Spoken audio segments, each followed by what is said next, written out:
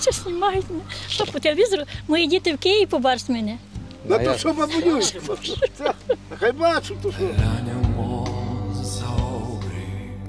Рівно рік ми не ходили пішки в походи, рівно рік ми не робили таких краєзнавчих експедицій. І дуже незвично трошки йти з рюкзаком, пройшли буквально перші 2-3 кілометри, я вже втомився прямо біля цього ставка, біля річки, присів відпочити. І в цих дивовижних місцях, тому що місця дійсно дивовижні і похід дивовижний. Знаєте, які це місця? Мені ж самому не віриться. Ми нарешті приїхали туди, де в 1530 році було вбито, впольовано останнього єдинорога Європи. Тому що це насправді дуже містичні края. І сьогоднішня наша експедиція, сьогоднішня наша мандрівка, цей випуск, котрий я закликаю кожного додивитись до кінця, буде переповнений різними легендами, містифікаціями, просто чарами і магією. Ми не божевільні, дивіться далі, все буде пояснено.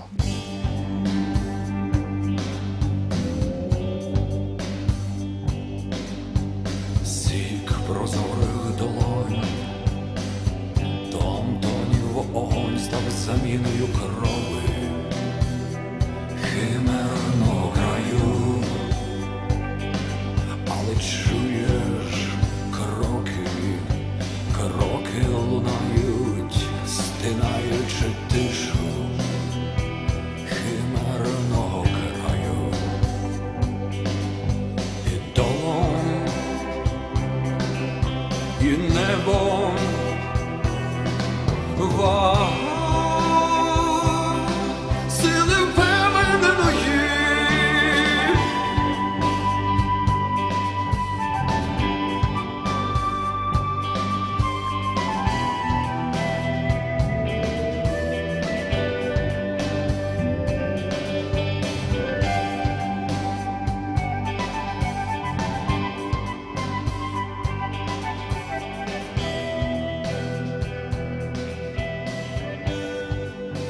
Тером тартарорум.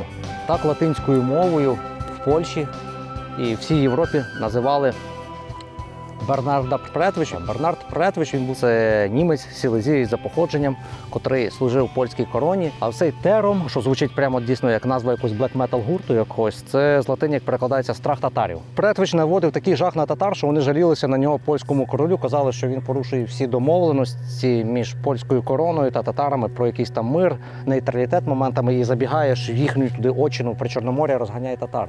Татари настільки боялися цього Претвича, що просто тікали від цих кордонів. А тут недалеко від Шарівки пролягав Чорний шлях, про який ми знімали на Одещині. Південніше від нього пролягав Кучманський шлях, це той шлях, яким татари водили ясир. І хоч при тому, що поляки в своїх одах восхваляли Претвича і навіть говорили, що за пана Претвича границя вольна від татар. Так по-польськи це звучало. І його особистий портрет висів в кабінеті короля польського, настільки він його звеличив і розумів, що от кордон вільний, нарешті перша людина, яка своїм невеличким цим загоном розганяє татар, все рівно вони... До кордону скільки було?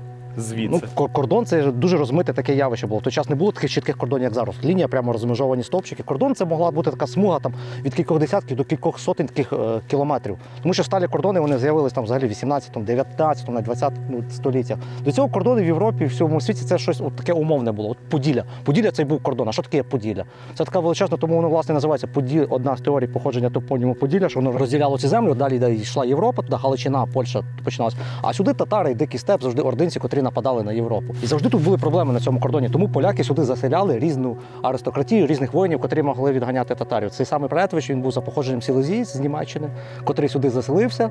Уже в 1538 році від королеви Бони, ця, що заснувала місто Бар в Вінницькій області, до речі, Бона Сфорца.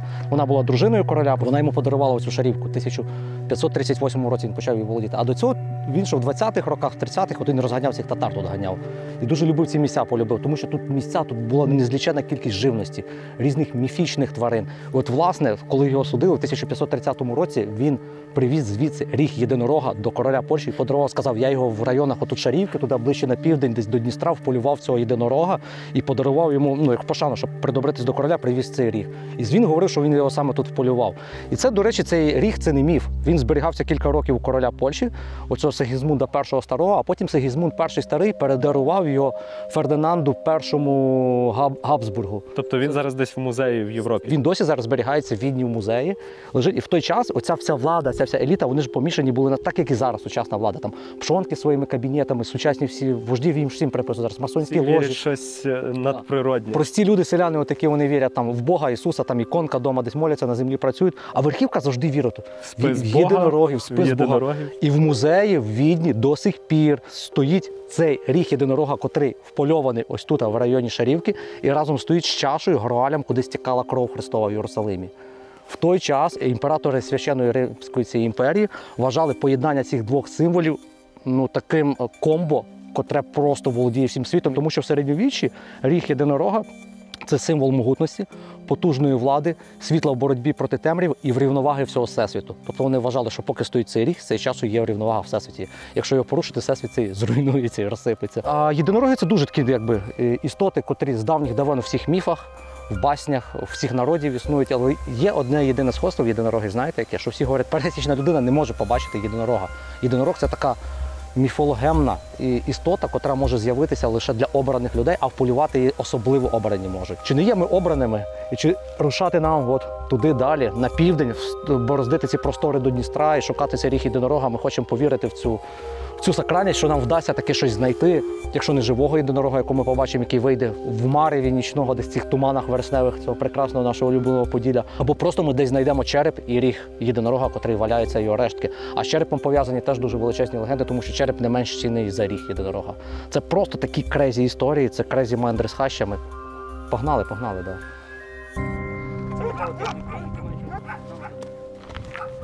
Взагалом Шарівка як село нас не особливо цікавить, тому що за сучасними українськими стандартами це доволі заможне таке велике село на Хмельниччині, понад 1000 жителів, і воно не є вимираючим. Тут покинуті будинки практично неможливо побачити, але ви одразу позаду мене бачите великий покинутий будинок і скажете, про що він говорить. Да. Це є виняток, і нас це теж здивувало, тому що це навіть не стара хата, це видно така хата 90-х чи максимум 80-х або 2000-х років. Хтось її будував тут з таким красивим краєвидом на ці шарівські ставки. І чомусь, видно, в людини щось не так пішло в житті, ця хата занедбана, зараз така стоїть.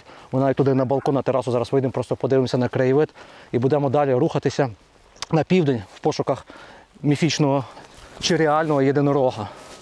Претвич, володівши цим містечком, ще збудував у своєму містечку, селищі, таку церкву-фортецю, який в той час на Поділлі, тут на рубежі, де кордон був Польщі туди з Диким степом, з татарами, відігравала роль одночасно молитовні, одночасно фортеці. Потім ще з роками вона перетворювалася більш на церкву, а вже в радянську добу була зруйнована, а зараз руками, коли хочуть зробити добре, а виходить погано, коли реконструювали цю церкву, бачите, що вийшло. Її обшили шубами, вкрили такими цими бляхами синіми. І все-таки вона втратила будь-яку автентику і нічого цікавого в цій церкві немає. Але на нашому шляху подорожі буде церква, котрій набагато більше поталанило і котра реально є шедевральною для всієї України, та не тільки для України, для Європи. Вона є унікальною.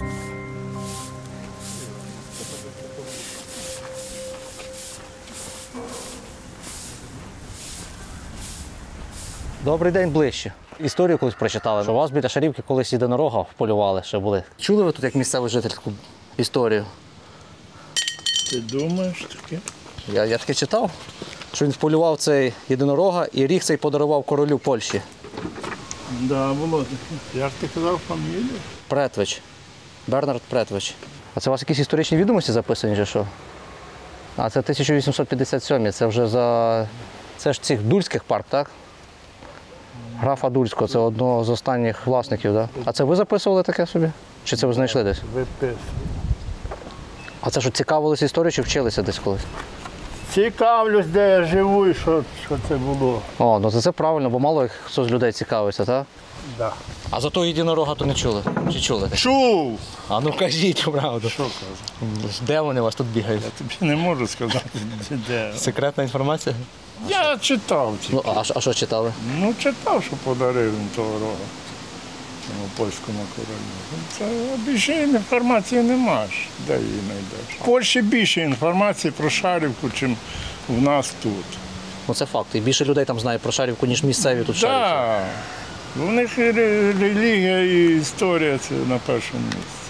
А люди такі колись розказують, коли що за тих єдинорогів говорили? Що це він Не таке? може це нікому казати. Ну, от- Взагалі тут ніхто не цікавиться таким. Ну, пойми, як може бути людина цікавитись цим чимось, якщо в парку був трьохетажне здання, його розвалили на фундаменти під свою хату.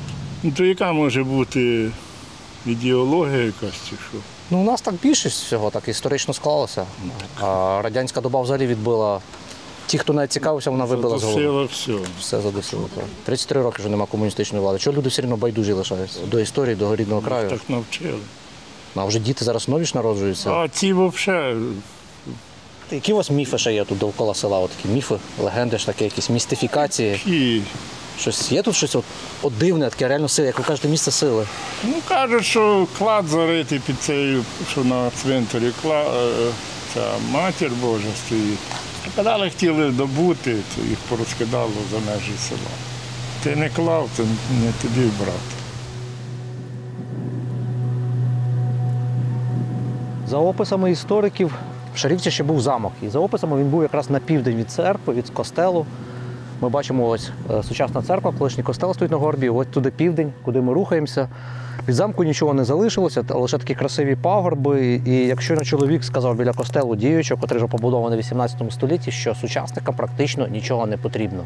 Стерта ця ідентичність, історична пам'ять, вкорінене в ментальність байдужість і свавілля. Можемо бачити на пагорбі, де колись величавий Шарівський замок, зараз просто такі купи насипані сміття, котрі місцеві жителі сипають на колишнє замчище, на історичну місцевість. Такий сумний момент в нашій загалом цікавій і приємній мандрівці.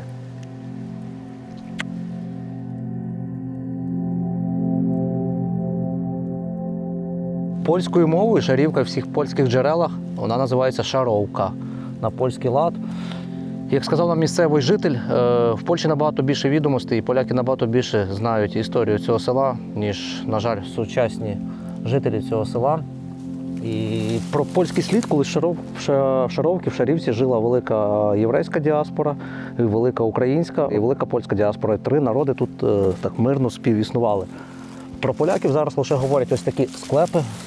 Господи, до речі, там людські кістки, хлопці. Ви не повірите, там людські кістки. Серйозно, ребра і кістки великі, такі тазові. Не тазові, а ці як, це бедрені кістки лежать. Ого. Коротше, ці склепіння, це на горбі, тут є, внизу є могила розстріляним євреям, яких німці розстріляли в 40-х роках. А тут в лісі певний час занедбане польське кладовище, таке доволі величне, з великими хрестами. Його зараз бачимо, почали трошки відновлювати, тут розчищати. І там взагалі стоїть така Богородиця, чи то Мадонна гігантська. Я ще бачив її на фотографіях 90-х років, вона була така, в такому стані, як цей склеп, з такого старого каміння. Ми зараз бачимо, її відновили, прямо якоюсь плиткою клали. І вона така пофарбована, виглядає по-сучасному серед цих справжніх хащів. Виглядає це доволі так еклектично і цікаво. Ось так, мандрувати хащами, шукати єдинорога, адже єдинороги де живуть? В хащах можна, лише в хащах, так? Можна натрапляти на ось такі польські кладовища, і всюди все просякнуто історією, все дихає історією. Цим лише потрібно цікавитися, це потрібно хотіти бачити. І за переказами місцевих жителів, навіть чоловік там в костелі сказав, що існує міф, що тут під цією статуєю заховані скарби. Як на мене, це доволі примітивний, банальний міф, який існує ледь не в кожному селі, і він в тисячі разів поступається тому міфу або не міфу. Ще ми далі розберемося, то правда чи міф про єдинорога. І нас більше цікавить єдиноріг. А от там такий хрест більш в нашому стилі, старий і невідновлений. Це взагалі вау. Не хрест, а хрестище. І все в Барвінку. У мене з дитинства, коли ми росли на Поділлі, теж Поділля асоціюється з Барвінком. І навіть є пісні такі про Поділля, і Поділля завжди називають край Барвінковий. Я не знаю, як в інших регіонах з Барвінком, то пишіть, хто з України, з якого регіону, чи у вас багато Барвінку. На Поділлі, от на Хмельниччині, на Вінниччині реально дуже багато Барвінку, це Барвінок. І він ще влітку чи десь на початку літа він такими синенькими квітками дуже красивими цвіте. І у нас от десь ледь не четвертина лісів, такої лісової місцевості, вкрита Барвінком. А я йду прямо по старих польських склепах, відчуваю, як вони тут провалені, такі ями, каміння позалишалось до цього величного, здоровенного хреста. Оцей хрест тут встановлений у 1857 році. Такий метрів 6 висоту, 5-6 метрів. Ну, 6, напевно, якщо не більше. Слухай, я колись в нашому якомусь відосі там, типу, теж задавався питанням, коли бетон винайшли, тому що я не знав, коли бетон, і потім вдома вже гуглив. Бетон, виявляється, що робили там ледь не в Древньому Єгипті, але чи він був такий поширений в цій Я місцевості? знаю, там був римський бетон, є така Да. штука. Але це камінь, це не бетон, це шліфований, дивіться, камінь вирізаний. 100% дивіться, воно за стільки років, за 200 років майже не просіло. Тут є внизу фундамент і ще склепіння. Я десь 1,74-75 ростом. Десь лише ця колона, от вона має десь 2 метри. 2 метри не сама, оця основа, це паралепіпедна. Ще внизу десь метр. Це 23 метри, і потім хрестів скільки там маляпа? Там штуки 3 мене, да, на хрест десь йде? Ну це ще метрів там. Я думаю, що так. Метрів 5, що там, напевно, сам хрест. Хай візьму. 5, 2, 7 і це метр. Ну 8 метрів висота це такого.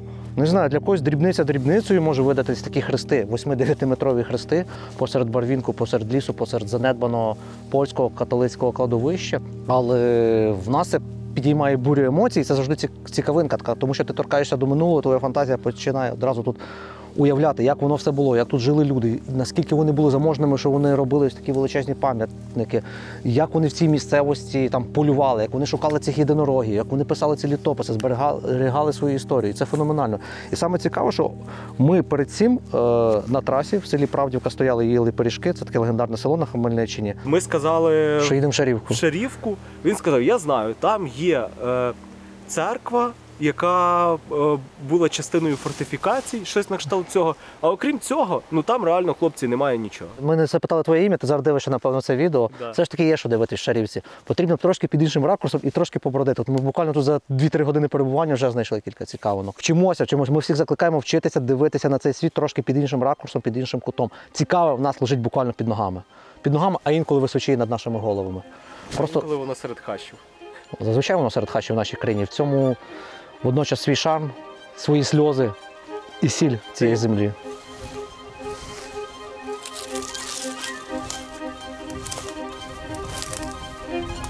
Єдинороги ви десь точно ховаєтеся в цих зарощах і ходите по цьому казковому барвінку.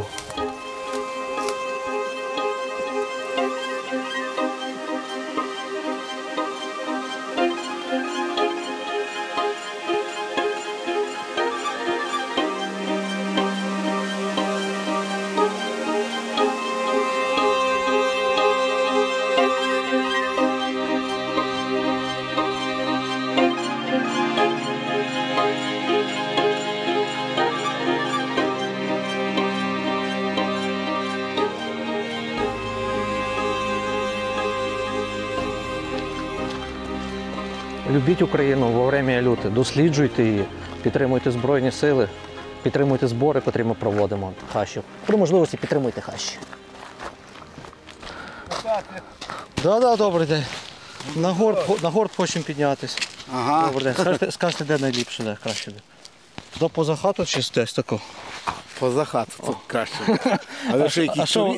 туристи чи що? Туристи, журналісти. О, все. Бачите? Тут чуєте, якщо ви журналісти, я як інвалід другої групи, учасник бойових дій В Афганістані чи де? в Афганістані і маю першу групу інвалідності. От. Дуже То першу чи другу? другу, а перша група Чорнобиля. Крові. Чорнобиль. Чорнобиля. Як ви журналісти, хороші хлопці, от, будьте ласка, сфотографіруйте цю дорогу, оцю дорогу. Так, і візьміть цього Лабазюка. О. Подивіться, можна цього дитині на велосипедику прокататися? По асфальті насипали щебйонку. Слухайте, тихенько. Пане Лабазюк, ви дивитесь нас або його оплічники?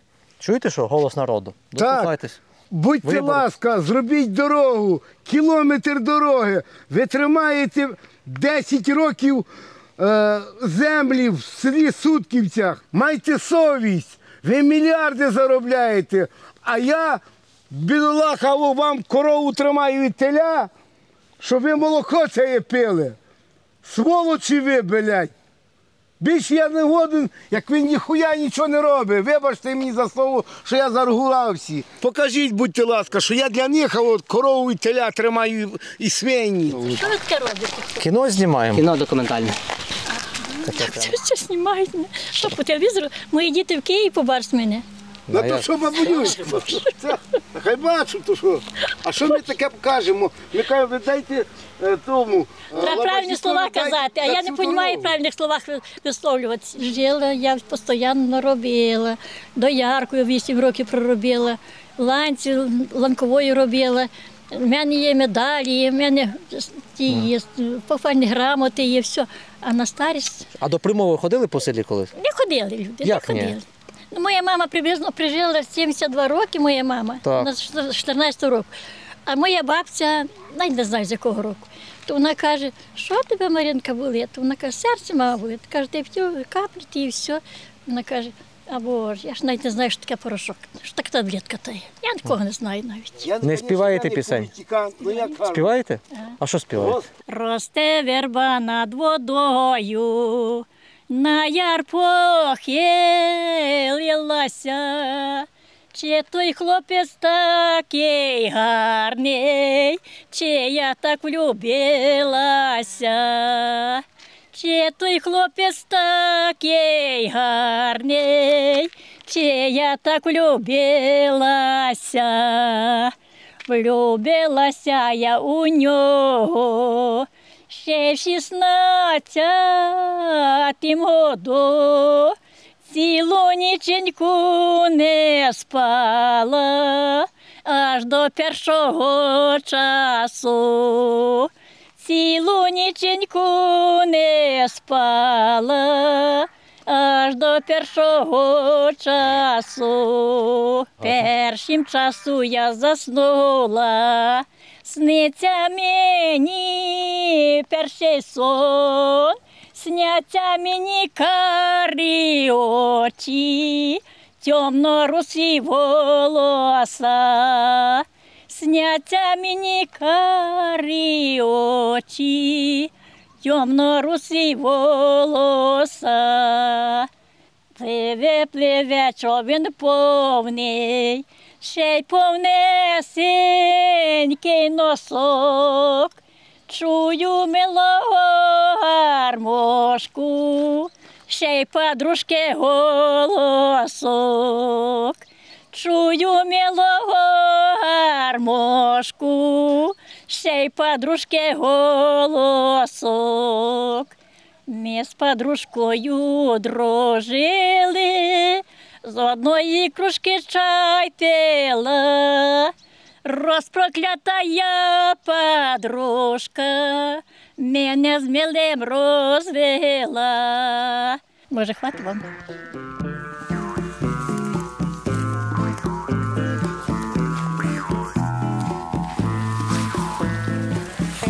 Баба їхала на возі, поверталась від куми, раптом небом полетіли здоровенні бугаї, полетіли над садками, над ставком, що край села, сумну пісню заспівали про своє життя.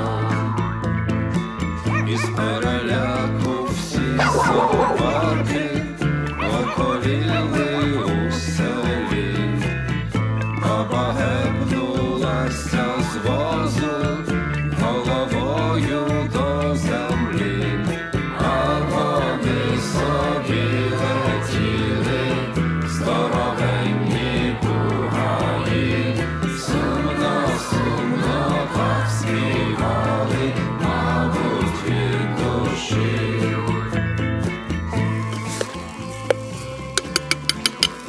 Що може бути краще за цей ранок?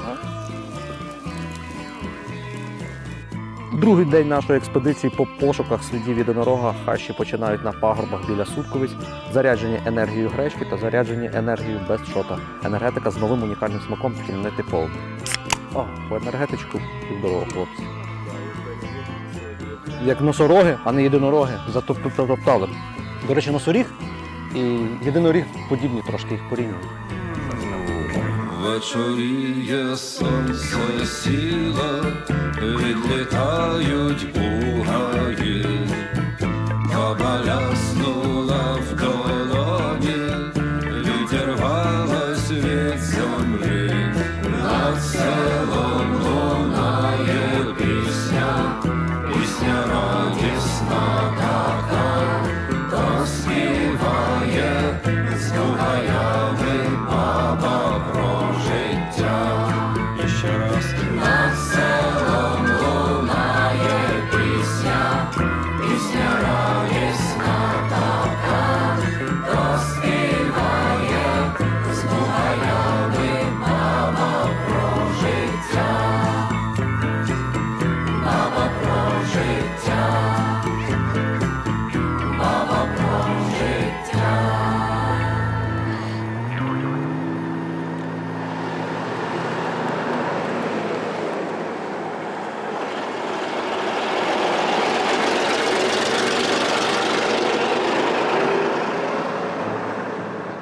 Якщо церква у Шарівці є перероблена, це церква-фортеця, так церква у Сутківцях – це про те, що ми говорили на початку відео, пам'ятаєте? Це є феномен української архітектури і феномен українського церквобудування середньовіччя.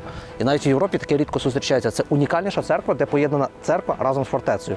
Сюди водять багато екскурсій, про неї знімали сотні відеороликів, різні ТВ-канали та різні документалісти. Ми зазвичай такі популярні об'єкти оминаємо. Але тут, будучи тут, просто гуляючи, ми не могли оминути цю церкву повз і просто отак зафіксувати той факт і констатувати той факт, що вона навіть реконструйована непогано. Погодьтеся, в 2000-х роках реконструювали цю церкву і перекрили таким автентичним, прикольним гонтом.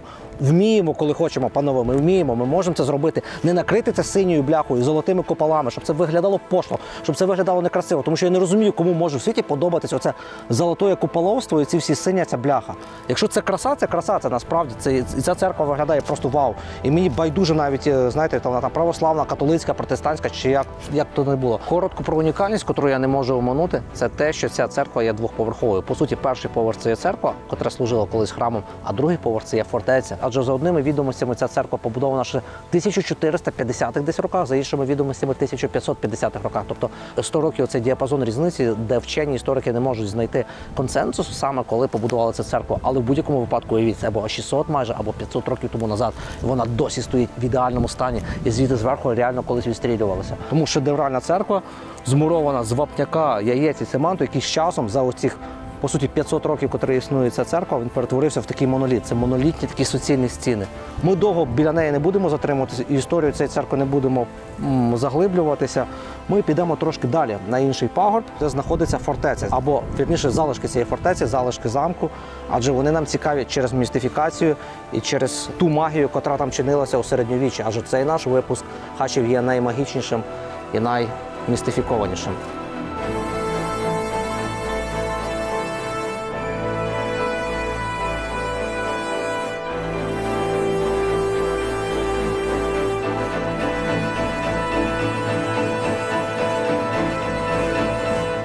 Ми вам обіцяли магічний випуск.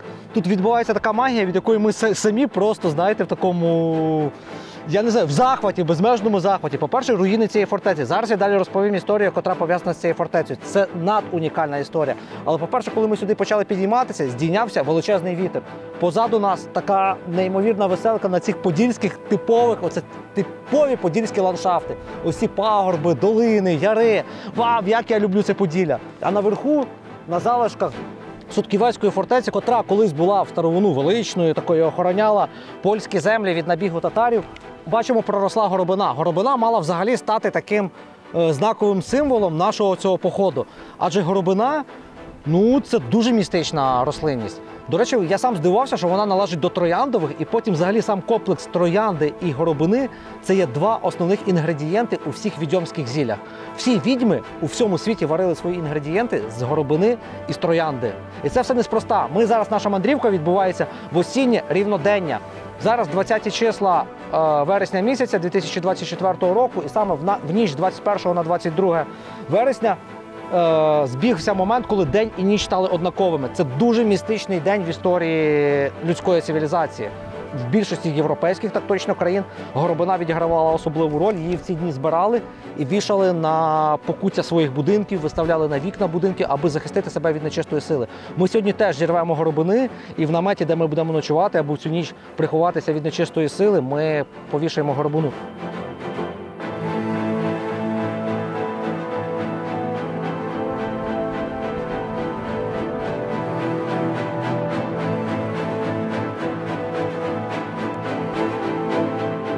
Ви бачите, яка твориться дивовижа. Дивовижа нас переслідує в наших мантрах, особливо коли ми задумали такий містичний, міфічний і прямо дивовижно-сакрально-химерний випуск. І до Сутковиць ми йшли, власне, навіть не за її церквою, яка є фантастичною, ми йшли сюди за фортеці, а вірніше до залишки фортеці, котрі тут стоять, на які ми щойно вилазили на фоні такої райдуги, але більше до того, що колись у кінці 18 століття, а саме в 1780-х, 1790-х, 1800-х роках, тобто при занепаді Польщі, коли сюди приходила Російська імперія, цим селом володів такий Тадеуш Греб'янка, бо по-іншому його Тадеуш Гребінка, так, одноіменно, як містечко на Полтавщині називається, як наш Байкар був. Але суть не в тому. Суть в тому, що в той час він захоплювався ілюмінатами, і він захоплювався масонськими орденами, тобто якоюсь такою наукою, псевдонаукою, таємними зговорами, містичними обрядами і так далі, тому подібне. Саме тим, що нас цікавить в цьому випуску. На території цього фортеці у 1790 році в нього гостював такий собі Джузеппе Бальзамо. Я не знаю, чи хтось з вас чув про нього, чи не чув. Я насправді не чув, поки не готувався до цього випуску. Бороздячи простори інтернету, я знайшов про цю людину і був здивований. Джузеппе Бальзамо, або більше відомий як граф Каліостро. Хто ж це такий? Ну, це, напевно, найбільший аферист 18 століття. Такої феноменальної або феноменальної в лапках людини Європа ще не бачила. Ті часи. Це людина, котра вміла підробляти абсолютно всі підписи, грамоти, Папи Римського, будь-кого з королів Європи. Він малював самі ідеальні підробні карти скарбів і воєнні карти. Тобто це найбільший аферист того часу, котрий міг відтворити печатки, гроші. Не існувало в Європі будь-яких грошей або монет, котрі б він не міг викарбувати і з цього не жити. Його багато разів намагалися судити в різних судах, але він був настільки хитро виморочений, що він обходив будь-які суди. В кінці 18 століття, коли в Франції розвернулася французька революція, він розуміючи, що в Європі пахне смажем, тут не дуже комфортно, він вирушив на терени Російської імперії, котра вже тут становилася, і почав свої афери тут впроваджувати. І тут він попав на Тадеуша Греб'янку якраз, який якраз володів Сутківцями. Зараз ми бачимо руїни фортеці, лише одну башту, котра лишилась від фортеці, але весь цей парк – це була величезна фортеця. І тут вони проводили фантастичні обряди, в які Гребінка вірив, а граф Каліостро їм проводив. Знаєте, що вони тут робили? Вони тут видобували, намагалися знайти філософський камінь. Філософський камінь – це міфічний камінь, який в ті часи вірило більшість аристократії Європи. Цей камінь, за теорією, будь-який мотлох перетворював на золото, а також дарував вічну молодість. Чому б не хотіти? Я б сам хотів такий камінь. І в той час всяка аристократія реально це вірила. Ми повертаємося до того, що вони тоді були всі схиблені на будь-якій містифікації, на різноманітній містифікації. Так само, як насправді схиблена сьогодні будь-яка світова влада, так завжди було, що влада схиблена на такій містифікації. Більш цікавим для нас і таким неймовірним феноменом є те, що саме тут, на території цієї фортеці, у Сутківцях, граф Каліостро для Тадеуша Греб'янки і для всіх масонів України тоді склав такий ритуал непереможного скіфського сонця. Цей ритуал непереможного скіфського сонця містив в собі ідею створення якоїсь такої тогочасної надлюдини і тогочасної нової імперії, там посвячення людей, якісь вищі ордени, котрі керуватимуть всім цим світом, і вони будуть вищі понад всіх смертних. Мене більш вразив той факт, що в цьому ритуалі, там є поверхневий його опис, він описав, що посвячення до цього ордену скіфського сонця має відбуватися через золоту піктораль скіфських царів, котра має одягатися на голову чи на шию цієї людини, котра буде вступати до цього ордену. Нагадую, це робилося у 1790-х роках, 18 століття. Звідки він міг знати про золоту скіфську пектораль, котра була знайдена на території сучасної Дніпропетровської області лише у 1971 році. Греб'янка був ображений розподілом, розвалом Речі Посполитої, він ображений був на династію Романових, і він хотів розвалити цю династію Романових, тому він, власне, найняв Каліостро для того, аби той створив такий ритуал, цілу магію, щоб розвалити династію Романових і утворити нову Республіку Світла. Нова Республіка Світла мала об'єднувати в себе, по суті, реінкарнувати стару Річ Посполиту, але в основі це мало бути Руське князівство і сама Польща, а врешті-решт вона мала розростися до того, що вона мала володіти землями Близького Сходу, Єрусалиму, звідки походить Христос, і так само землями Північної Африки, тобто сучасного Єгипту, звідки теж пішов там обраний народ, так далі, тому подібне. Вони настільки були на цьому всьому помішані, і оці такі окультичні, напівтаємничі, чорні чи білі, я не знаю, які це обряди, дивні, тому що ці обряди толком ніде не описані. Або я їх, чесно кажучи, не дослідив так глибоко. Вони творилися саме ось тут, на території цієї фортеці, де ми йдемо, можливо, в цьому місці. Сидів тут граф Каліостро, Джузеппе Бальзамо у 1792 році, і на своїх тут книгах на латинській мові щось чаклував. Тут кожна травиночка, кожна квітиночка просякнута оцим божевіллям. Тому на нас падають ці дощі, тому над нами розпростираються оці райдуги, тому ми бачимо такі безмежні прекрасні простори, на котрих випасаються корови. Тому тут такі дивовижні люди, тому тут такі дивовижні пригоди. Тому ми йдемо далі, адже шлях широкий, і ми йдемо з світлими намірами, і на цьому шляху, ми переконані, нас має чекати багато світлих містерій, багато світлих пригод, неймовірних людей, неймовірних краєвидів нашого улюбленого Поділля.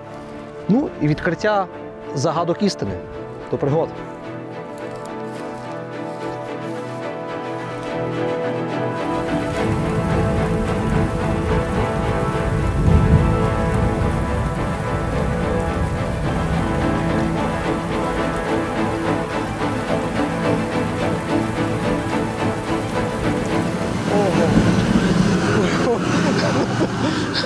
А що це ви таке робите? Свині смалю. Ого, я такого... Мене не знімати. А що це цікаво, це ж культура. А що це ви ковбаси робите потім чи що? Ні. А продаєте просто чи як? Ну, так, хазяї, а вон я робочий. Ви, по суті, в фортеці живете. Ваше подвір'я на території ледь не фортеці колишньої, так? Тут ж такі графи жили ці різні. Каліостро, Грябінка. Маєте часу цією ерундою займається, а я не маю часу, я таким не... А культуру збираємо. Ну вам цікаво, а мені не цікаво, мене зараз друга цікавить, заробити гроші. А яка у вас мрія, на що ви заробляєте? Купили квартиру, купили машину недавно. А далі до чого от ви прагнете? Далі ще прагнемо буса купити. Ну, матеріально чисто такі так було. А десь поїхати, щось побачити. Приїхали з Єгипту, віддихали. Оце десь недавно було. Бо тиждень як приїхали. І як Єгипет вам? Нормально. З цими пірамідами, з усім. Туди не їздила, Ні? не дивилася. А щось не бачили цих всяких? Море, мені треба було море і віддихнути. А ви любите м'ясо, їсте самі багато м'яса? Як приходиться? А як приходить? Ну як приходиться? Та як багато м'яса їсти. Як всі їдять, що? Хтось не їсть його, чи що? А не шкода свинок? То ти є свині, щоб їх різати? Серйозно?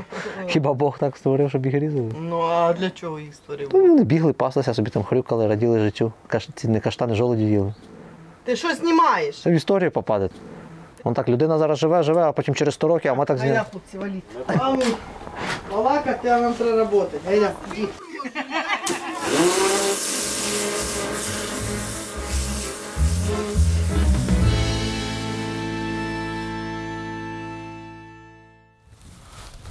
Ми продовжуємо шукати єдинорога, пробираючись через зарощі кінської м'яти. Знаєте, до речі, що таке кінська м'ята, дика м'ята? Тут все неї пахне, коли ти йдеш збиваєш. О! І тут такі глухі місця, де ми шукаємо єдинорогів, що тут навіть свині гинуть в цьому болоті. Блін, а нам треба через це болото десь якось перебратися. О, свійська свиня, яка, видно, десь з дому втекла, чи що це, і втопилася в цьому болоті. Ого, таке не завжди побачиш. Коротше, похід містичний ми обіцяли, він є містичний. Спочатку ми побачили кабана, котрого колять. Це нічого наче надзвичайно, просто в селі колять кабана. Але такого зустріти прямо в той момент, коли ми з камерами йдемо. Потім свійська свиня, котра втопилася в річці. Ну, теж можна зрозуміти, втекла з дому ще щось. Але потім на нашому шляху просто дикий вепр лежить, в котрого вже мухи виїли очі. О, що це робиться? Що це, єдиноріг? Ні, це поні. В Ушицьких каньйонах водиться поні. Звідки ти тут взялося, ти? Чудо. Чудо-юдо. Блін, а в нього тут ріг, в нього ріг є один, де побачите. Це ж бета-версія єдинорога, дивіться, в нього один ріг. Це єдиноріг чи ні? Ти єдиноріг чи ні? А ну розказуй, де там твої єдинороги бігають? Це ж такі, як ти, тільки більші мають бути, і теж з одним рогом. В тебе ріг є, дивись. Клас. Взявся десь тут чудик такий. І взагалі не боїться. Хочеш пити?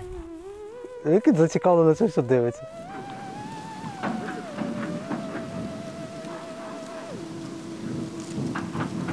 Харукі Муракамі. Більшість з вас точно чуло цього вже одіозного, відомого, легендарного японського письменника. І не дурна людина, так? І ще в 1985 році Харукі Муракамі написав такий свій роман, який називається «Кінець світу» або «Країна див без гальм». І знаєте, що в цій книзі там в основі цього сюжету лежало? В основі сюжету цієї книги лежала історія про єдинорогів. Люди полювали на єдинорога, вони шукали череп єдинорога, адже маючи, володіючи черепом єдинорога, ти можеш проникати в сни в інших людей, бачити сни інших людей та керувати цими снами. І в цій книзі він описує, що єдинороги водяться лише на території України, в реліктових букових лісах в Карпатах і довкола Карпат. Тут хочу сказати, що реліктові букові ліси – це одна з 8 пам'яток в Україні, котра охороняється ЮНЕСКО, котра внесена до списку ЮНЕСКО. І ці реліктові букові ліси знаходяться дійсно на території Карпат і частково на території Хмельницької області, а це саме Сатанівська дача. Звідси взагалі недалеко до Сатанівської дачі, іде водитися єдинорогам, як не в таких місцях, і не тут десь ховатися за цими болотами непрохідними, в які ми взагалі не можемо пройти. Ось така магічна істота – це єдиноріг. І довкола нього крутиться стільки всяких подій. Але чому той чоловік тоді в Японії написав саме про Україну, що єдинороги водяться тут? Ось така у нас непроста земля. Ну, шукайте ці цікавинки. От мандруйте, йдіть цими болотами, йдіть нашими шляхами і самі щось подумайте. У предвічних хащах, де не тліє цвіт болота, де лягла Батия, чорно-золота кіннота, часом в білій свиті, зачарований гуляє лісовик чугайстер, і стиха промовляє: якщо можеш, завітай до мене ти, якщо хочеш, спи моєї води, якщо віриш, розкажи мені, про що ти мрієш, коли живеш на самоті. Колись в Крутих Бродах ми були 8 років назад. Чекай, ми вилазили на цю вежу стрьомну, але як ми вилазили? Я тут точно не дотягнуся. Тут все, типу, мені інколи це нагадує гру, знаєш. Ти приходиш в гру, у тебе є завдання, ти маєш знайти якісь елементи, їх тут наче боги розкидують, ці елементи. Звідки тут стіл, блін, якийсь карявий? Брами павутиння, від сосни до берези. Ось на цю вежу ми не дарма вилізли. По-перше, це, звичайно, ці неймовірні краєвиди нашого улюбленого каньйону річки Ушиця, які я закликаю всіх наших глядачів при можливості, якщо ви мандруватимете Хмельниччиною. Це взагалі невідомий такий туристичний маршрут, але ми його вже кілька років так, знаєте, пушимо, завжди всіх закликаємо десь від Соколівки і на південь вздовж Дністра. Це місця єдинорогів, це місця покинутих сіл, це місця величних фортець і цікавезних історій. От, наприклад, в Круті Броди ми ще 8 років назад йшли туди, де вся зелень, там тоді проживало десь чоловік 10. Зараз бачимо, є по центру кілька жилих будинків, таких навіть черепицею перекритих туди вище, в сторону Баранівки, куди ми якраз маємо рухатись. Адже в Баранівці знаходиться один з 8 об'єктів на всю територію України, який охороняється ЮНЕСКО, внесений до спадщини ЮНЕСКо. Уявляєте, в Україні всього лише 8 об'єктів. Один з них от тут біля Крутих Бродів і біля села Баранівка на полі. Пов'язаний він з величезними вежами. Ось так. Тому ми, власне, вилізли на цю вежу. Ось така радянська залізобетонна вежа, десь як під 9-поверхівку, метрів 26 має висоту. 200 років тому назад на тому полі мандрівники, дослідники, географи, картознавці, геодезисти, астрологи будували з дерева, забиваючи ось такими гігантськими цвяхами 40-метрові, 30-метрові вежі. От саме на цих місцях, де вони будували ці вежі, там є сьогодні пам'ятка ЮНЕСКО. А що це таке? Ми зараз як піднімемося нагору, вам розкажемо.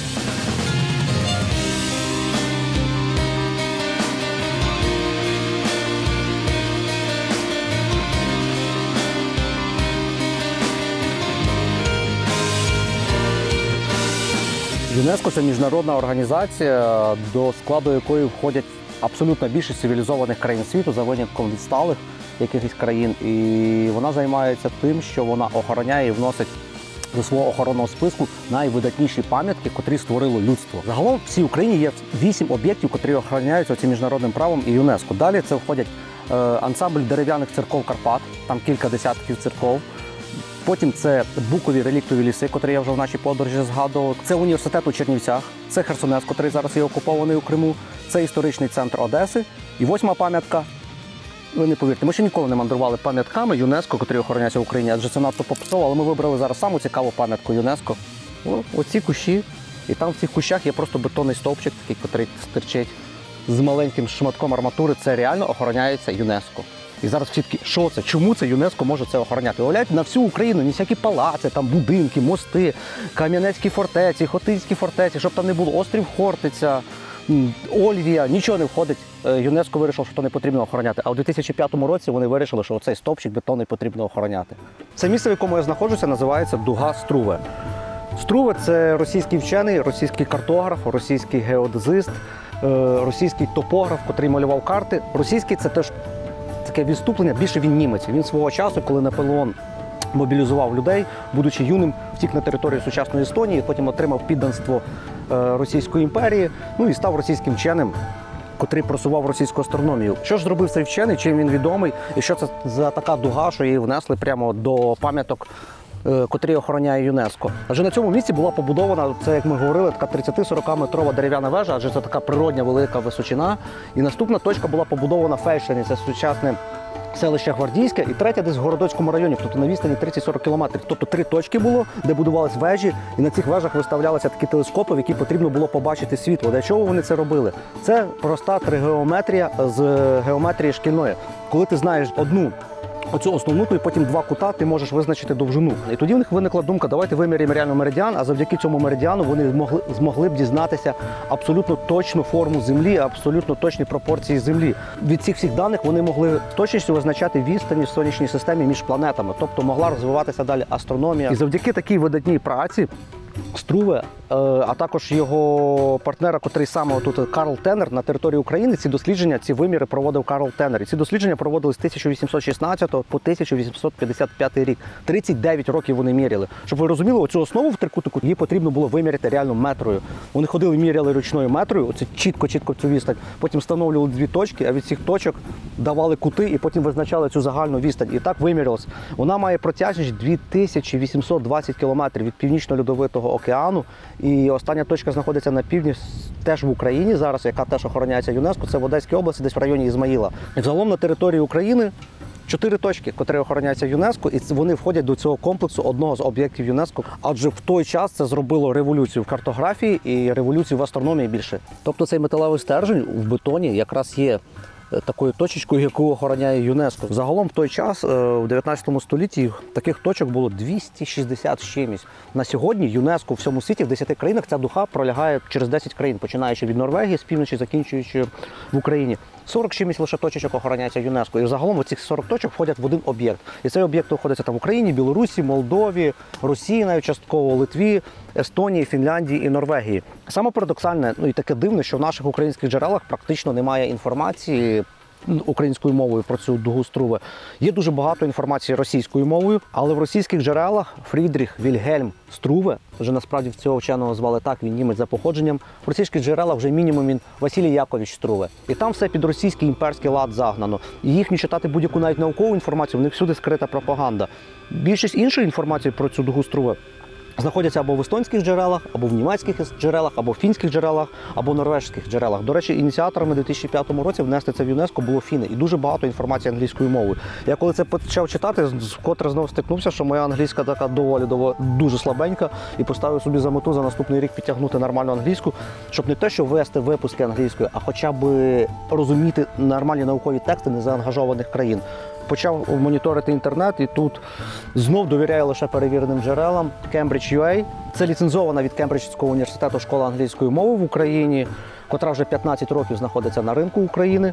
І для мене саме класне, що вони гнучкі, вони якраз обирають тему, яка мені потрібна саме, тобто не заморачувати мене якимись там непотрібними мені словами. Я обираю напрямок, в якому я хочу розвивати свою англійську мову. Перед цим я ще пройшов безкоштовне тестове таке завдання, перший безкоштовний тестовий урок, де визначили мій рівень англійської, підібрали під мене викладачі потім підгинаються під мій графік, і оплати загалом дуже гнучкі. Ви можете легко по цьому QR-коду, що з'являється зараз на екрані, спробувати свій рівень англійської мови, а за посиланням, що буде під відео, спробувати перший безкоштовний урок і далі вивчати англійську мову, адже англійська мова – це must-have, і це моя реально ахілесова п'ята, адже я нею володію на дуже поганому розмовному рівні. Якщо я не шарю в астрономії, якщо я не розбираюся в таких точних фізичних науках, я особливо до цього не прагну, мені ніколи не було від цього соромно, тому що це реально фахова освіта. Англійську мову має знати кожен, особливо зараз в 21 столітті.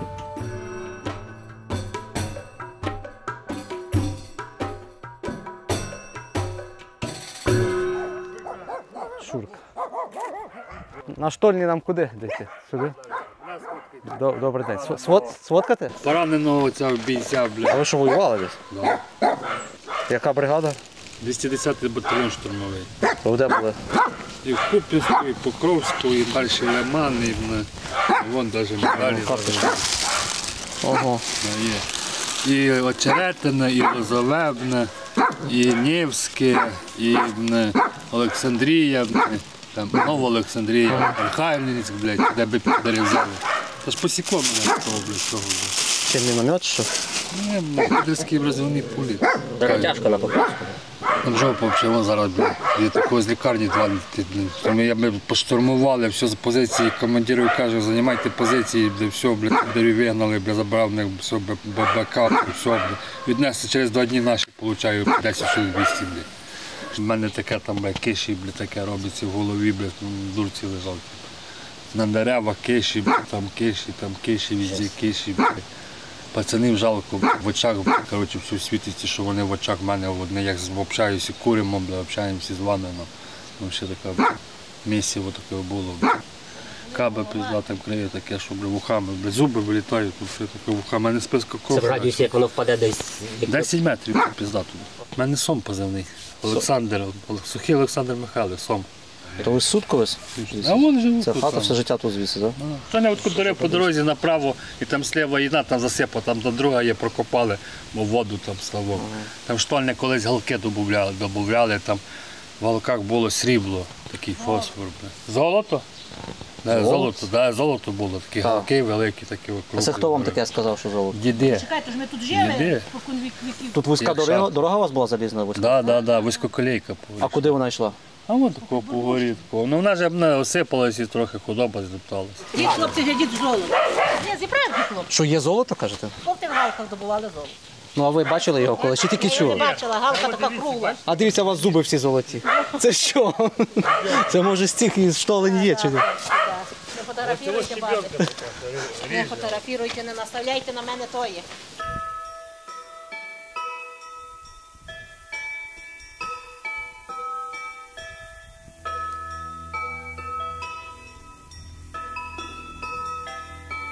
В дні осіннього сонцестояння вода набуває особливих цілющих властивостей, особливих магічних властивостей, і вона вважається найкращою там, для приготування різних чарівних магічних зіль, обрядів.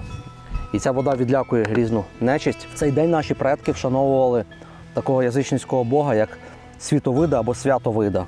Це аналог германського Одіна, бога війни, бога, котрий веде до перемоги.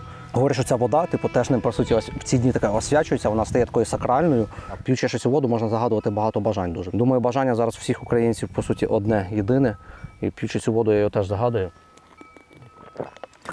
Щоб ми потім не зустрічали таких хлопців по селах, скалічених війною, і котрі віддають своє життя, здоров'я, протистоячи цій шаленій дебільній агресії отих варварів зі Сходу. А вода, до речі, ця витікає. Це ж не просто, що витікає вода, вона витікає з цієї гори, і вона витікає зі штолень. Адже тут кожних 30-40 метрів от на цьому пагорбі тут входить в штольні. Знову ж, це каньйон річки Ужиця, це ті штольні, котрі ми вже показували в своїх випусках. Дивіться відео там «Справжні хащі», ми там більш достеменно, так детально досліджуємо ці штольні. А зараз от спробуємо підійти прямо до цієї штольні, з якої тече вода. Адже коли тут добували ці фосфорити, там всередині під землею десь пробили підземне джерело, якусь воду, от вона звідти і витікає, ця вода з підземного джерела. Місцеві люди говорять, що там прямо золото, якесь срібло добували, кожен по-своєму. Але це все байки, міфи. Ми знаємо, що тут просто видобували фосфорити. Там якраз починається підземне озеро. Уявляєте, які є ці штольні? І вони тут всюди. Оце затоплено, це реально унікально. Ми дослідили свого часу практично весь каньйон Ушиці. І тут я зараз закликаю кожного, завжди, якщо ви хочете мандрів, починаючи від Соколівки, Шарівка, Сутківці, і ось сюди рухатись на південь по каньйону річки Ушиця до Крутих Бродів, Лисівка, Адамівка, Зіньків, Марусин камінь, Гамарня, яку ми колись проходили. Потім далі там Джурджівка пішла, Велика Кожелова, Миньківці, Сокілець. Це все розташовано на цьому маршруті туди аж до Дністра. Це фантастичних 70-80, під 90 кілометрів. Просто ми зі зйомками дуже повільно рухаємося. Ми зупиняємося кожну печерку, там оглянути, щось поговорити. Але це мої, напевно, одні з найулюбленіших місць в Україні, цей каньйон, якщо не найулюбленіші. І чим далі туди до Дністра, він стає такий більш вищий, цей каньйон. І він переповнений оцих різноманітних цікавинок, цікавих архітектурних, природних пам'яток. Ой-ой-ой-ой-ой. Ну вже все. Одна нога моя вже. Слухай, може розутись трохи пройтись? Ну, спробуй. Оце треба в трусах туди йти. Штани я мочити не хочу. Оце отут углиблення, а там далі збоку ніби. По пояс, так. Все. Ні, холодно далі лізти. Та саме головне, зона бікіні це найстрашніше. Якщо ти подолаєш зону бікіні. Я буду плисти, давайте. Ну там цікаво. Тримайте. Ми вдаємося до крайніх заходів, щоб знайти єдинорога.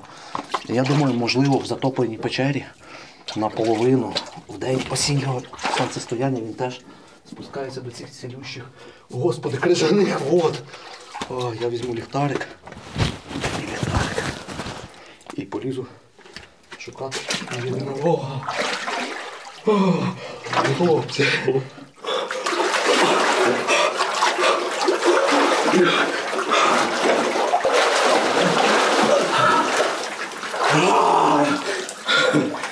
Ну ця вода, повторюсь, вона є зараз дуже цілющою. Була вузькоколійка, від вузькоколійки під нею така дренажна система, тут великі глибокі канали. З ними треба обережно, то я щойно трохи провалився. Якщо цей канал, я бачу, там взагалі глибина може бути під 2 метри, з головою можна туди піти. Шпали, чувак, тут є шпали. Шкода, що ви сюди з камери не підете. Тут залишки шпал вузькоколійки, яка вивозила звідси гальку. А сюди канал тут понад 2 метри глибина. Туди, якщо проломишся, то це взагалі буде жесть. Клас, а тут тупо перевал. Дивіться, я дійшов до перевалу. А, туди ліворуч пішов тунель і праворуч пішов тунель. Тут 2 інших тунеля. А туди далі. Ого. Тупо підземна ріка. Ну просто пішки це зараз божевілля йти. В майбутньому нам потрібно взяти сюди надувний човен і на надувному човні. Це можуть бути кілометри, ну десятки навряд чи, але кілька кілометрів таких підземних рік. Чим вам не туристична принада, так? І саме класне, що це можна робити в будь-яку пору року, як я припускаю. Адже температура в підземних штольнях тут, я не пам'ятаю, потрібно виміряти, але зараз по відчуттях, ну мені ще після цієї крижаної води мене взагалі зараз так парить, така відпар в мене пішов, я себе почуваю дуже тепло, ну я ж гарячий після, знаєте, як після сауни стрибнув в воду. Плюсова температура, я не знаю, десь в районі 10 там, чи 12 градусів тепла. Тобто, що в січні, що в лютому, що в липні місяці сюди лізти, тут завжди однакової температури вода і однакової температури оця внутрішня атмосфера. Блін, ну тут, ну повторювати за мною я не рекомендую, тому що це місце, особливо, де я зараз сиджу, триндець яке небезпечне. Ну, наді мною проваля, ви зараз просто цього не бачите, це метрів 6-7 вверх обвалилася скеля. Оце, що я сиджу, це завали скелі, ну то по печері, дах печери впав сюди, дах. Стеля печери обвалилася. Я зараз подивлюся, чи по кріпу не захоплю. Хлопці, наліво теж ріка, а направо. Бля, треба І направо ріка. Тут тупо розгалуження тунелів, це все підводні ріки. Вау!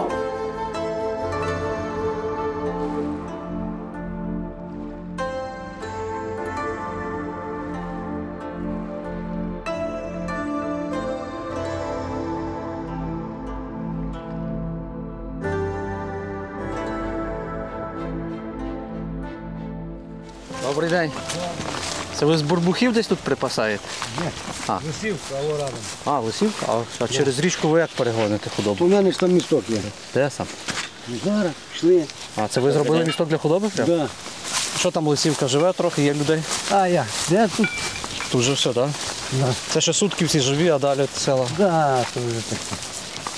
Ого, це ви самітки для худоби зробили? То це давно, ти знаєш, скільки йому років. Він де прогнив, бо верба, вона довго не стоїть. Угу. Гайдай, то я вже пішла на ябка. Ну, ось тяжко отак. Пройдемося. Давай, де. Айда. Давай, де. Айда. То ви тут біля долини живете просто? Да. От там. І скільки тут попри долину людей живе? 4 жили в хаті, все. А то все вже там завалено, а всі стоять. А коли звідси люди повиїжджали? Як коли почали покидати село? Не помирали. Помирали всі, так? І так, хлопці, все по траві, нікуди не звертаєте, попадете туди на Лисівку і далі А якщо тако попри річку? по Прирічку, там, як ви пройдете, там позаростало, чагарники, там вже зараз. Ніде людей тут майже ніхто не живе попри річку, мало дуже. Ні. Ви бачите, яке тут все хати, де ви йдете, все пусті хати. Зараз ще моя мама от живе, ми живемо, і от рядом сусіди, і ще там 2 хаті жили, більше, а то все пустота. А ви що, будете триматись до останнього, тут не хочете виїжджати? Ой, не знаю. Треба бабло мати, та вони просять 500 000, як той казав, за хати, то попробуй докупитися. А тут задарма можна брати, але нікому не А треба. кому воно потрібно? Хоч тут газ, де все, тут повимирали всі, не надо. Церква була. Церква може, От, брама, вона... Недалеко від цих, ну вона вже там верх підпалили, мусор ще люди жили, вітром задуло, згорів той верх, все, кринтик. Тільки на стіни стоять, руїни. Ну церква от є, справа от там от фотографію. От будете вийшли коло Колобані, дороги немає, нічого немає, все. Да, там такі вибоїни. Поїхати тут, коротше, все. Виявляється, місцеві сказали, що тут є покинута дерев'яна кам'яна церква, тут її залишки, яка свого часу згоріла. І подивіться, яка фундаментальна свого часу була величезна церква. Ну, це 19 століття десь побудови. Зараз суцільні руїни. Її немає на жодній туристичній карті ніде. Та дивись, яка реально прикольна церква. Це така в бароканському такому стилі старовинна українська церква. І повністю занедбана. Скільки в нас таких церков занедбаних? Нічого надзвичайного в цій церкві якби такого немає. Але ми фіксуємо на цьому відео. І це наше відео, напевно, чи не єдиним документом являтиметься, на котрому зафіксовано будуть оці залишки цієї церкви, якої я навіть назви не знаю, лише знаю, що вона тут біля річки, в селі Лисівка, і ми не знаємо, коли вона побудована, коли вона зруйнована, коли вона закрилась. Ну, зруйнована, швидше все, вже в радянський час і закрита. Але отак вона є. Можна на карту невідомої України нанести нову таку точечку.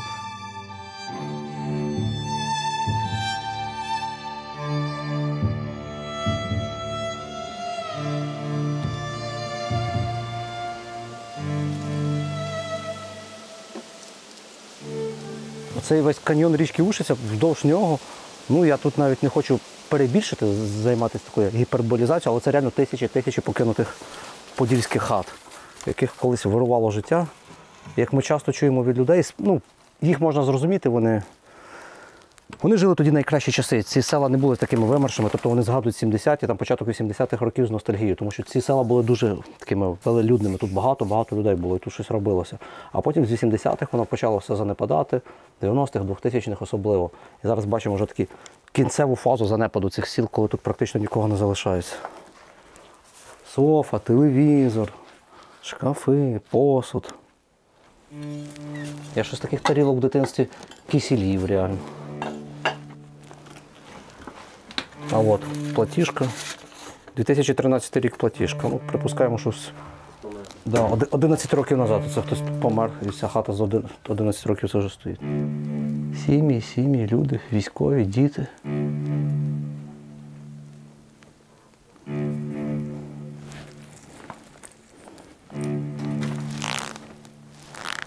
Я не знаю, знаєте, це все по колу, тут вже навіть ніяких емоцій немає, просто люди, які жили у цій хаті, і все.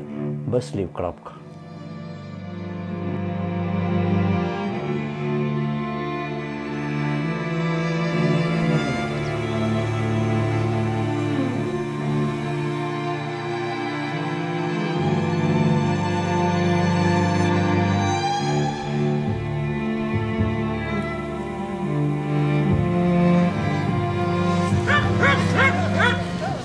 Добрий день. Мандруємо попри річку. Так. Знімаємо, як живуть українські села біля річки Ушиця. Та й нащо? Кіно робимо, така робота. Як же? Гарна хата. Яка хата? Гарне обіцяв вас таке, доглянути. Ага. Бо ж є хазяйка ще, а як нема хазяїв, то вже багато вже недоглянуті хати, знаєте. Та й таке, але я думаю, які йдуть парашутісти, думаю, тут. І що, ти як ви живете тут? Так живемо помаленьку, Гарно? рухаємося. На що ж? Гарно, тихенько, легенько. Від церкви вийшли. Так, від церкви. Так. Ага. Да, там взагалі немає. А ви знаєте історію тої церкви? Що, як вона А пропала? я звідки знаю? На Пасху святиться коло церкви. Біля тої руїни святять Пасхи, я знаю, так? Ну так, да, ми святимо Пасхи там, ну я ж. Ого. Ну, та нема кому злагодити тої церкви, знаєте, нема людей зараз таке.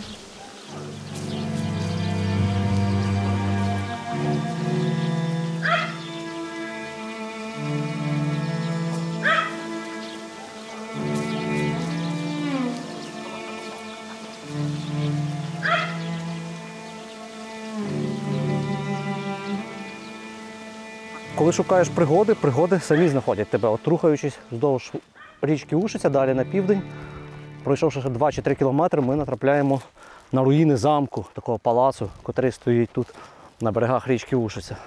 Правда, дивіться, ну насправді палац, деякі палаци менші, просто такий феноменальний кам'яний будинок. А всього лиш навсього це насправді не палац, а руїни млина. Млина, котрих колись там в 19 столітті, ще на початку 20 століття, тут по річці Ушиця були десятки таких монументальних гігантських споруд, тому що це було дуже був вигідний бізнес. Україна з тих часів була житницею Європи. Пригадуємо графа Мархоцького, котрий звідси по прямій кілометрів за 40 на південь Маньковецькій державі робив елітне борошно і потім його по Дністру сплавляв до Чорного моря. І знову, бачите, як ми Україну по пазлах складаємо. Знову ж Дністровський лиман, ми нещодавно знімали про німців-колоністів при Чорномор'ї, там згадували теж Мархоцького, котрий туди сплавляв ліс і сплавляв це борошно звідси з Поділля, якраз по цій річці Ушиця. І потім далі через Чорне море він його продавав до Європи, туди, до Італії, звідки воно потрапляло в кінці кінців аж до Швейцарії, тому що кінцевим пунктом його борошна була Швейцарія. Не виключено, що з цього млина борошно теж йшло до Швейцарії, адже млин такий, дивимося, ну, власник цього млина мав дуже хороший дохід, щоб вибудувати таку споруду, котра отже, тут тільки стіни такі 2-метрові в ширину. Ми були років 8 назад в цьому млині, тоді можна туди було зайти, у нас навіть фотка є по центру, може ми її додамо, як ми стоїмо тут в центрі цього млина. Зараз тут все зарощує малиною, ожиною, кропивою і ріпляхами. Млини в українській міфологічній історії, в демонології, так само млини, корчми, різні перехрестя доріг завжди відігравали дуже величезну роль. Не знаю чому. Напевно, просто тут часто збиралися люди, де багато збиралося людей, між людьми завжди виникали всякі міфологеми, байки. По каньйону річки Ушиця практично в кожному селі є залишки від старовинних млинів. Здебільшого це 19 століття, деякі сягають 18 століття, рідкісні початку побудови 20 століття. І вони, такі як ми бачили там за Лисівкою, є здебільшого занедбані. А от у Крутих Бродах млин такий ще навіть зберіг якісь свої артефакти, на яких мололи борошно. Я прекрасно пам'ятаю, в 90-ті роки на Хмельниччині в селі ми взимку на санях возили збіжжя, зерно до такого млина, щоб потім бабця в п'єцу, в печі пекла хліб. Я це робив. Я на своїй пам'яті це прекрасно пам'ятаю. Десь в 2000-х роках лише закрили цей млин. Вже на електриці. А до цього ці млини, звичайно, всі працювали на воді. Тут стояли гігантські колеса. Оце тут якраз, отут стояло колесо десь, от там. А жорна то і тут позалишалися. Це кам'яні жорна, які люди витесували от з каменю. Ось це, дивіться, яке жорно. Ця сила води крутила ось такі. Такий камінь на такому камені, і звідси виробляли муку борошно. Тому ми зараз в своєму цьому документальному фільмі зафіксували залишки одного з сотень подільських млинів, котрі зараз у 99% отакі занедбані. Ти уявляєш? По-перше, це було зроблено з дерева, котрому вже сотні років. Десь як воно рубалося десь в 18 столітті, а дубу могло вже бути 300 років. Тобто це дуб, який ще ріс в 1400-1500-х роках, саме тоді, коли Бернард Претович тут полював цього єдинорога. То ми можемо торкатись дерева, яке росло 500-600 років тому назад тут. Олександр Данілов. Він зараз на фронті, він наш підписник, людина, яка створила на Google Maps інтерактивну мапу млинів України. І там просто це колосальна пророблена робота, він це сам робив, він досліджує млини, він захоплюється млинами. І потім люди, котрі теж захопили цю роботу, допомагали йому, вносили туди в базу даних фотографій, я сам йому скидав кілька, додавав млинів, описи млинів, де вони знаходяться, оцих руїн млинів по всій Україні. Він починав з Хмельниччини, тому що він сам з Кам'янця-Подільського, якщо не помиляюсь. І потім переріс у масштабу всієї України. Це дуже-дуже така важлива і непомітна праця. В нас млин був, то пан Баранецький. А то внизу на річці це він, так? Тоді в тому, що він робив дуже високоякісну муку, що такої навіть зараз при радянській владі і зараз немає. Казали 3-0 була мука, бо є вищий сорт, перший сорт, і там 0 перший, то 3-0 була мука така, що дуже високо. Тут і олій били, і все робили. На воді. Прийшла радянська влада вже в кінці і розбомбила. Тут світло давали на село навіть. Наше село наше село цікаве було. А скільки ж у вас тут ще людей лишилось в селі? Не знаю, може чоловік 100, маю на увазі з тими, що проживають і не проживають. Боже, то ще це ще так всяко, а туди піде подивитися, та йдеш і йдеш, без кінця і краю всі хати стоять порожні, і такі добротні хати стоять.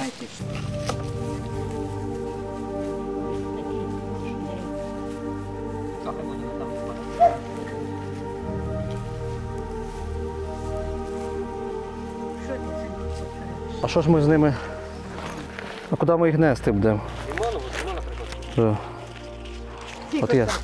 Не треба здачі, тримайте. Тримайте трохи. А може ще якось є гроші, хлопці?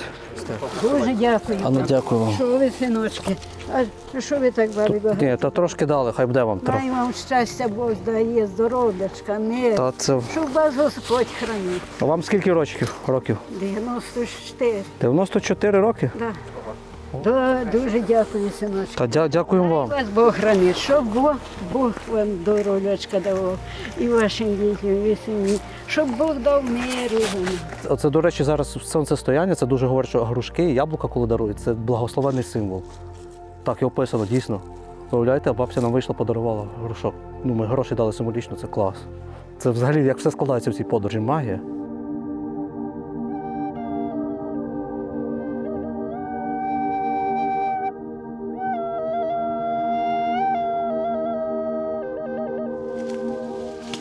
Якщо єдиноріг не йде до нас, то ми йдемо до єдинорога. Ми викликали місцевого мольфара Дмитра, котрий з нами провів не одну експедицію. І опівночі, в осіннє сонцестояння, під повнею, коли повний місяць, ми йдемо в темний ліс шукати єдинорога. Завжди ще бабка розказувала, що єдинорога тільки з вишневої сопілки можна покликати.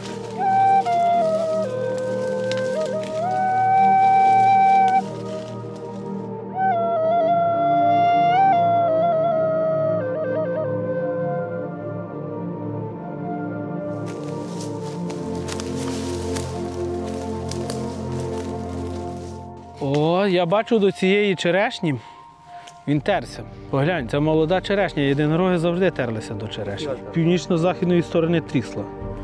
Була оповідка, що єдинорог виходив до тих людей, яких він хотів явити і бачити це з ними. Але була ще така мольфарська байка, коли єдинорога ловили на павутину. Тобто на павутину? Ось вона така тонка, але якраз єдинорога вона ловила. Звідки ти знаєш, я навіть не чув, такого реально не читав ніде. Та от через те її не всі знають. Бо то шовк такий тонкий. І тонкий там між світами, які навколо нас є. Ого! Нічого собі.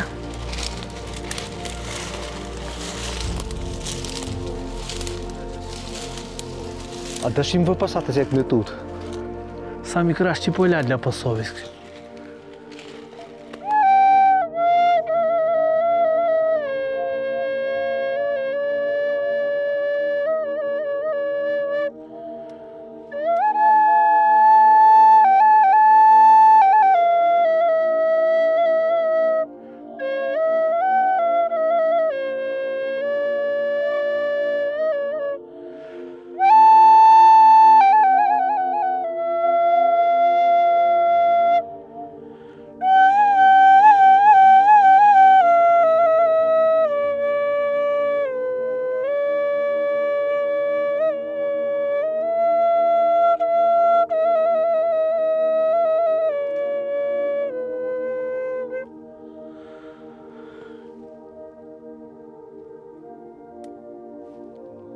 Не чутно. То що це значить? Не знаю, друже, якщо він цього вечора не прийде, певно, прийдеться чекати знову наступного року.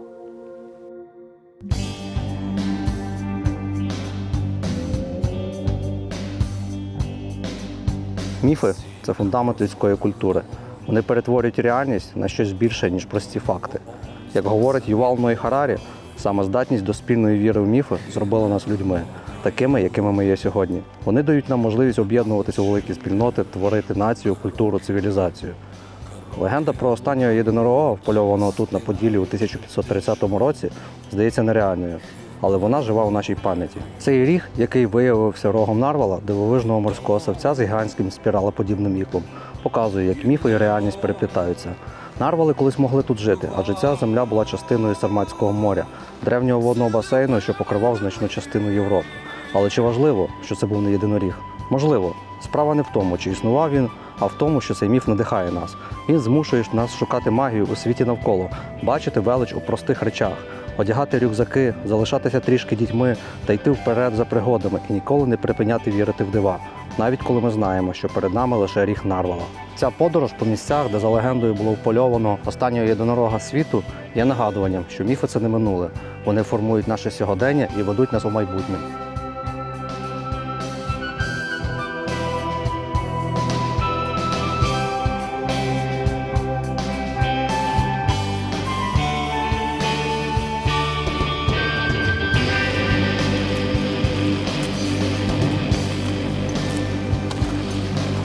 Спокій озору кроком, долаючи